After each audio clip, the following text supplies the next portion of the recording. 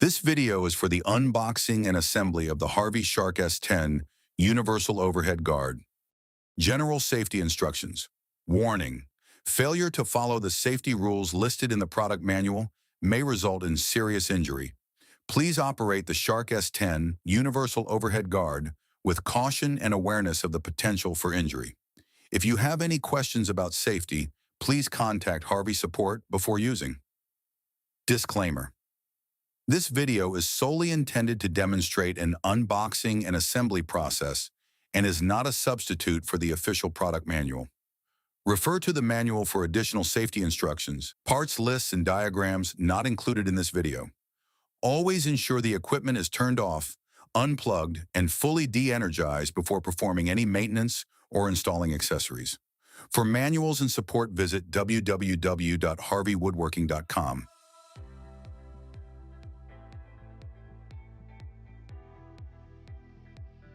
Let's start with unboxing the Shark S-10 Universal Overhead Guard. Carefully use a box cutter or similar cutting tool to cut the plastic banding and tape seams of the cardboard packaging and open the box.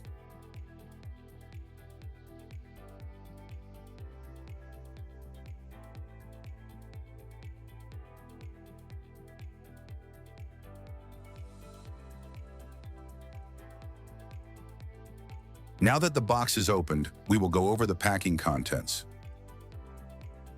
The Shark S-10 packing contents include the following items: the instruction manual, the corrugated hose assembly, the guard assembly,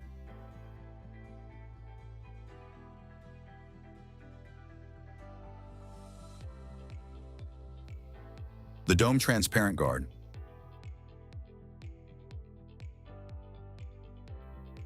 the tools and hardware box,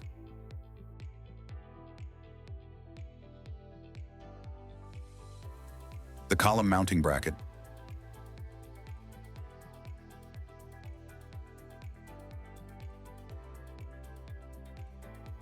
the column cantilever assembly,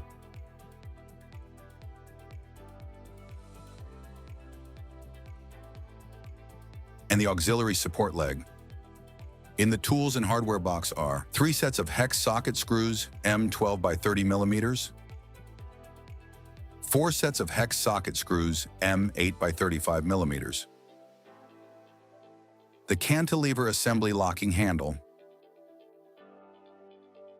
a set of hex keys, an 8 millimeter and 13 millimeter open-end wrench, a set of column leveling shims that can optionally be used to level the support arm with the table saw, and the 4-inch hose connector.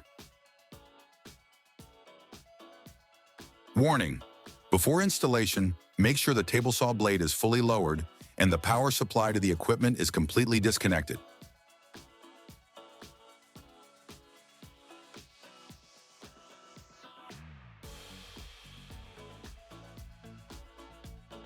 If you have router fence hosing going over the rear rail, temporarily disconnect it while installing the Shark S-10.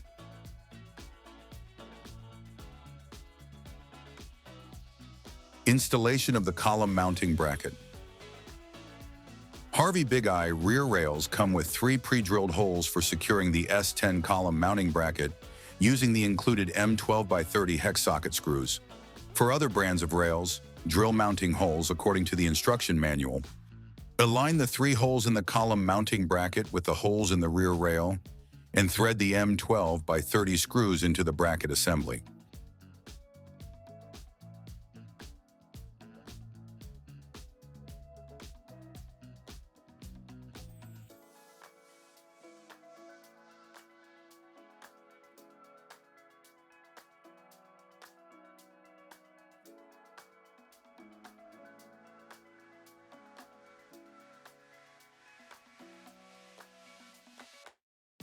Use the included 10 millimeter hex wrench to tighten the mounting screws.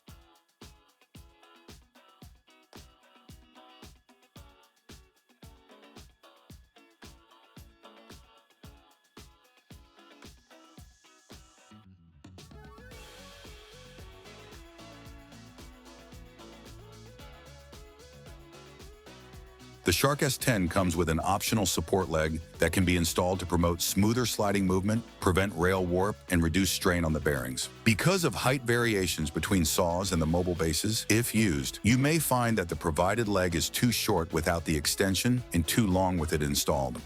If this occurs, the extension can be shortened and the threads re-tapped to allow for installation.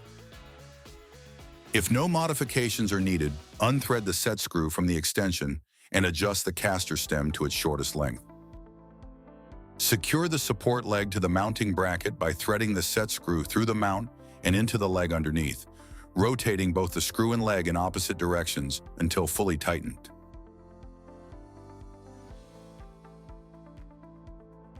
Once installed, confirm the caster makes good contact with the floor without causing any binding in the rollers and adjust the leg and caster accordingly. Eccentric wheel assembly is used for auxiliary support and guidance. If it is making poor contact or is binding up from too much pressure, it can be adjusted for better performance. To adjust the eccentric wheel position, use a 3mm hex wrench to loosen the set screw and 4mm to adjust the rotation of the wheel so that it maintains light contact without slippage or binding. To lock the desired setting, use the 4mm hex wrench to hold the shaft's rotational position and then tighten the set screw.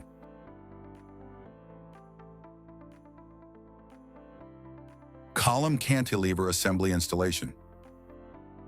To mount the column cantilever assembly to the mounting bracket, start by aligning the slotted column flange with the 4 holes on the bracket plate and lightly tighten the 4 M8x35 screws and lightly tighten them.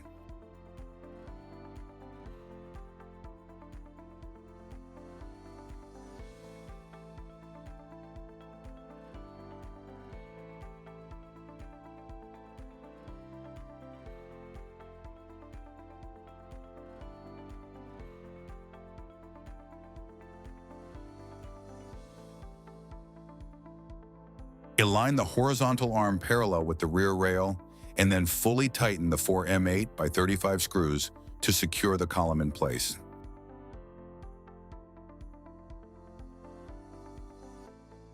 Four-inch hose connector installation. The hose connector mounting screws are pre-installed on the cantilever. Use a 3mm hex wrench to remove them first, then attach the hose connector to the end of the pipe.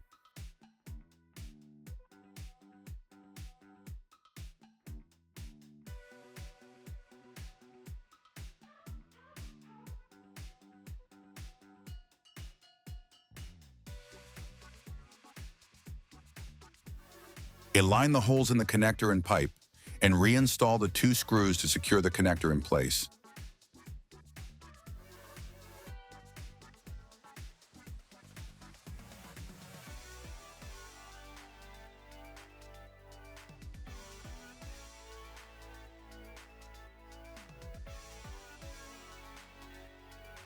Cantilever locking handle installation. Remove the pre-installed transportation limit screw using an 8mm hex wrench.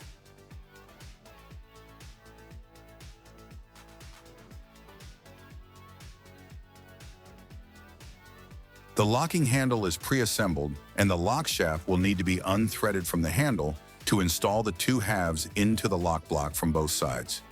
The lock handle and nylon washer go on the outside of the lock block, while the stainless steel shim, compression spring, and lock shaft are threaded into the handle from the inside.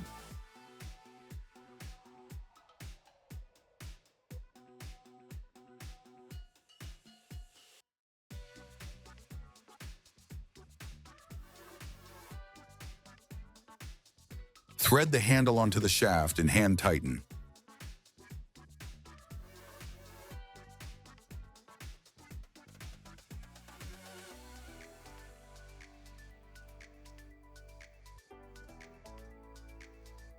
On the outside of the handle is an M4 set screw, which is used to keep the handle and lock shaft from unthreading from each other during use.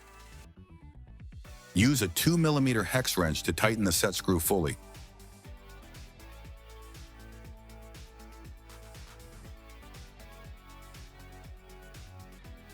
Check the performance of the lock handle to see if it aligns with the threaded insert in the support bracket when the support is rotated back against the lock block.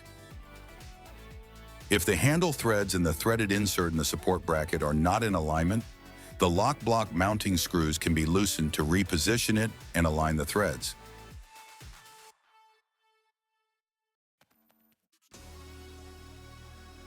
With the lock block mounting screws loosened, the lock block can be shifted as needed to allow the lock handle to thread into the insert in the support bracket.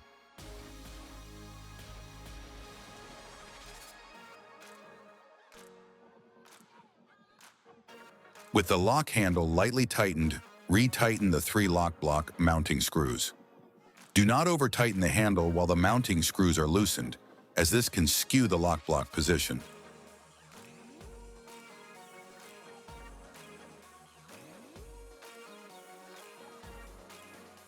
After tightening the lock block mounting screws, confirm that the lock handle is properly aligned with the threaded insert and threads into it smoothly.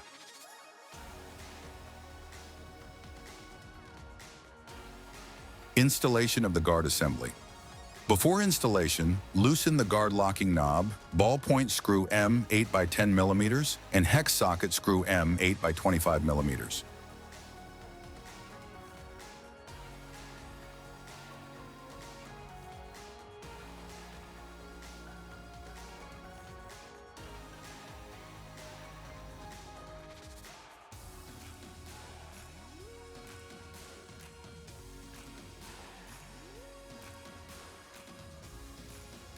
Mount the guard assembly onto the pivot shaft and ensure the end face is fully seated.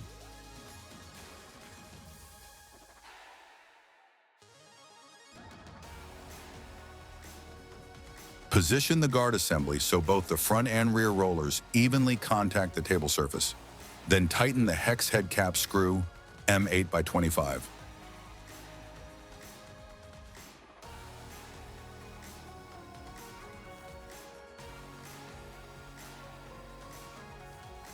Tighten the ballpoint screw M 8 by 10 mm, then loosen it by half a turn.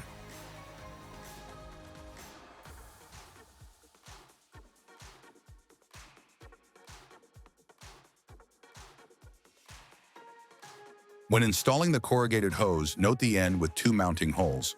This end mounts to the support arm with the pre-installed screws. Remove the 2 screws from the support arm to allow for hose installation.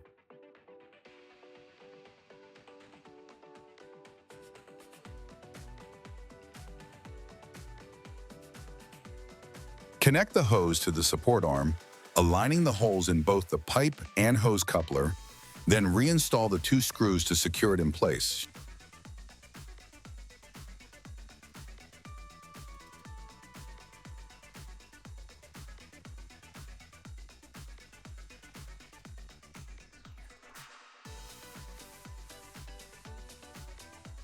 Connect the other end of the hose to the guard assembly, ensuring the hose is not twisted, as this may obstruct the vertical movement of the guard. Adjust the hose position as needed for smooth operation. To adjust the guard's horizontal position, loosen the 3 set screws M 8 by 20 located beneath the fixed arm to allow the sliding arm to move horizontally.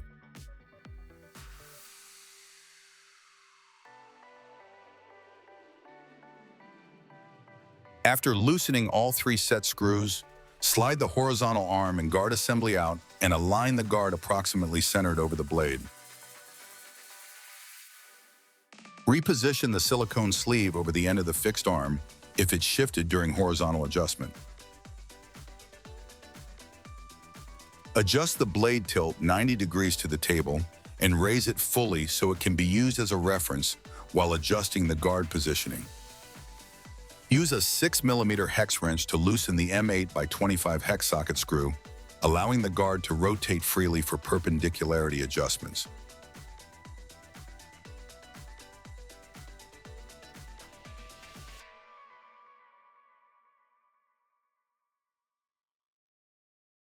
Next, loosen the pivot handle, allowing the guard to be aligned parallel to the saw blade.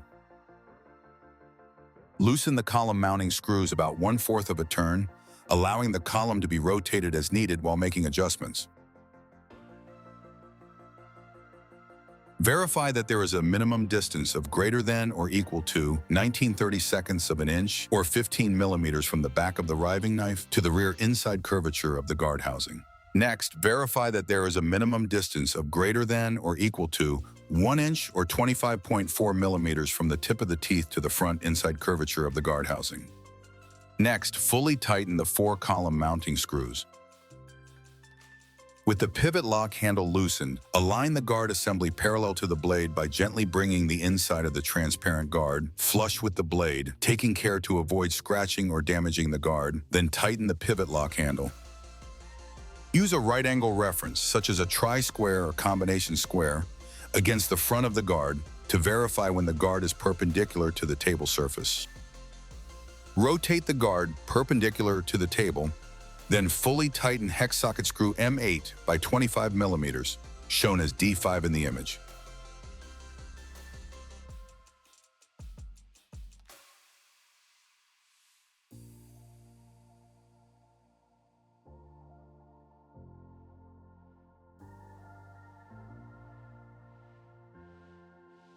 With the guard now parallel and perpendicular to the blade, adjust the horizontal position so that the distance from the right side of the blade to the transparent guard measures greater than 0 and less than 19/32 of an inch or 15 millimeters.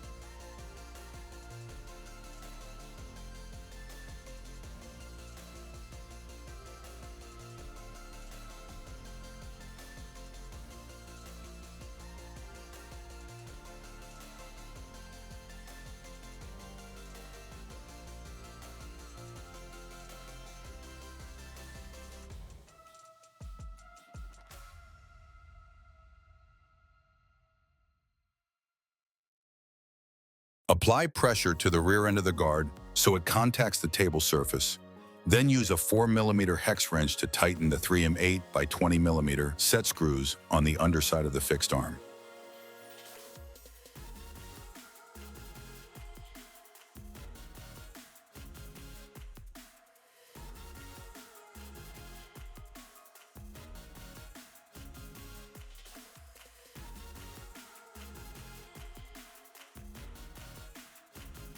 If either of the guard rollers lifts off the table after tightening the 3 set screws in the previous step, loosen the button head screw, M8 by 35 millimeters on the guard mounting bracket. Push down on the guard so both rollers contact the table, then tighten the button head screw.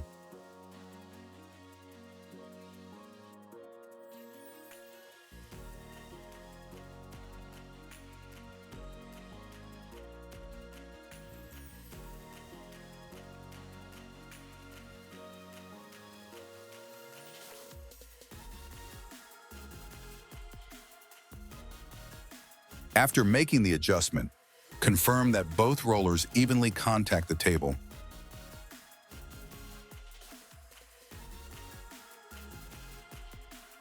When replacing the saw blade, the pivot lock handle must be loosened to rotate and move the guard aside. To facilitate accurate repositioning of the guard afterward, the guard is equipped with a limit bolt. To adjust the position of the limit bolt, first loosen the set screw M5 by 8 shown as D8 in the image. With the set screw loosened, use a 13 millimeter open-end wrench to turn out the external hex bolt M8 by 25 millimeters, shown as D9 in the image, until the bolt head contacts the end face of the bracket.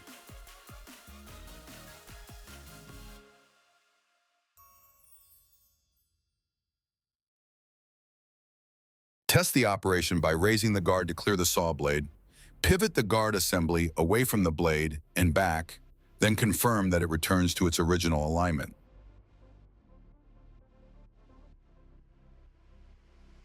Tighten the pivot lock handle and set screw M5 by 8 to complete the guard limit setting adjustment.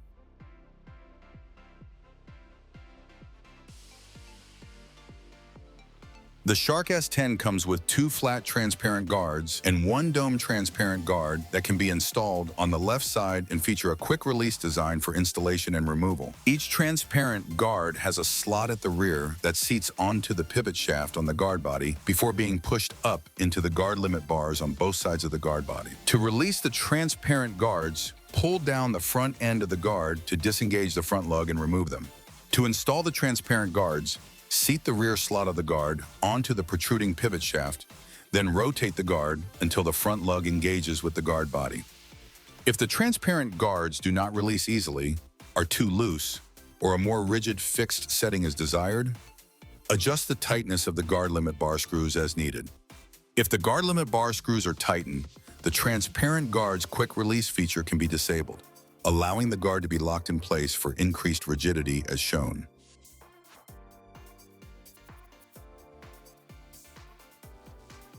Connect the Shark S-10 to a dust processor that meets or exceeds the recommended airflow requirements of the table saw using a grounded 4-inch or 100mm hose and clamp to secure it to the hose connector.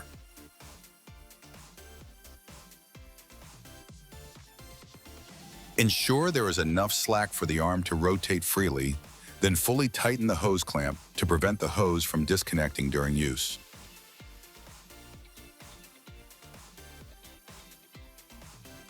For router system clearance, loosen the 2 lock handles under the column bracket and slide the S-10 over as needed. Raise the guard or lower the blade to avoid a collision. Reconnect the router fence hose if it had been disconnected previously.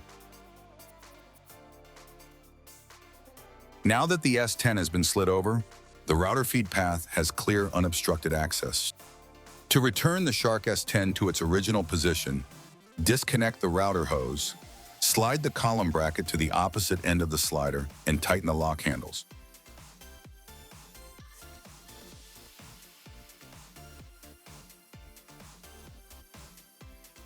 If additional clearance is needed beyond the Shark S-10's position over the blade, raise the guard fully to prevent contact during movement, then loosen the locking handle to rotate the horizontal arm forward.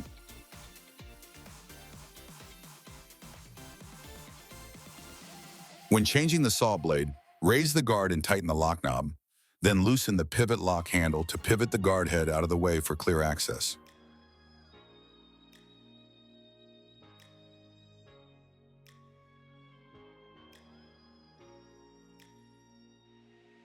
The Shark S-10 assembly is now complete.